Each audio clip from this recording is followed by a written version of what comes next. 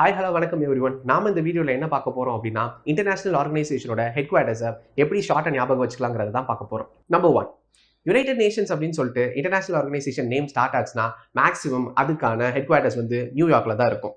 United Nations, UNICEF, UNDP, UNFA, UNHCO, UNSC, UNGA, UNFCCC இந்த மாதிரி United Nations அப்படின்னு சொல்லிட்டு ஸ்டார்ட் ஆகிற இன்டர்நேஷனல் ஆர்கனைசேஷனோட ஹெட் குவார்ட்டர்ஸ் எல்லாமே நியூயார்க்ல தான் இருக்குது. 2, வேர்ல்டு ஆர் இன்டர்நேஷனல் அப்படின்னு சொல்லிட்டு இன்டர்நேஷனல் ஆர்கனைசேஷனோட நேம் ஸ்டார்ட் ஆச்சு அப்படின்னா அதுக்கான ஹெட் குவார்ட்டர்ஸ் ஜெனீவா, சுவிட்சர்லாண்டில் தான் இருக்க போகுது. World Health Organisation, World Meteorological Organisation, WIPO, WTO, ICRC, ITU, ILO, ISO, IPO இந்த மாதிரி வேர்ல்ட் ஆர் இன்டர்நேஷனல் அப்படின்னு சொல்லி ஸ்டார்ட் ஆச்சுன்னா அதுக்கான ஹெட் குவார்ட்டர்ஸ் வந்து ஜெனீவா, சுவிட்சர்லாண்டில் இருக்குது. 3, ஃபுட் அண்ட் அக்ரிகல்ச்சர் அப்படின்னு சொல்லிட்டு இன்டர்நேஷனல் ஆர்கனைசேஷன் எஸ்டாப்ளிஷ் பண்ணியிருக்காங்கன்னா அதுக்கான ஹெட் குவார்ட்டர்ஸ் வந்து ரோம், இட்டாலி அப்படின்னு சொல்லி ஞாபகம் வச்சுக்கோங்க.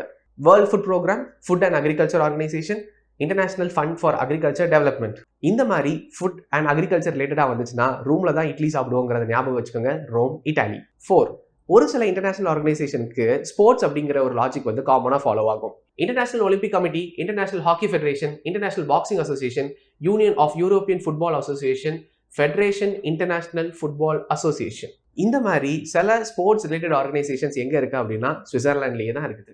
5, மணி ரிலேட்டட் இன்டர்நேஷனல் ஆர்கனைசேஷன்ஸ்லாம் எங்கே இருக்கும் அப்படின்னா Washington DC, world bank, IMF, international bank for reconstruction and development, international finance corporation, international centre for settlement and investment disputes இந்த மாதிரி மணி ரிலேட்டட் இன்டர்நேஷனல் ஆர்கனைசேஷன்ஸ் எங்கே இருக்குது அப்படின்னா நீங்கள் தாராளமாக சொல்லலாம் வாஷிங்டன் DCல.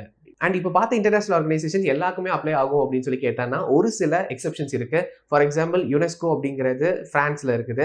அந்த மாதிரி ஒரு சில இந்த டிப்ஸ் உங்களுக்கு யூஸ்ஃபுல்லாக இருக்கும்னு சொல்லிட்டு நம்புறோம். மீண்டும் இன்னொரு வீடியோவில் வந்து உங்களை மீட் பண்றோம். தேங்க்யூ.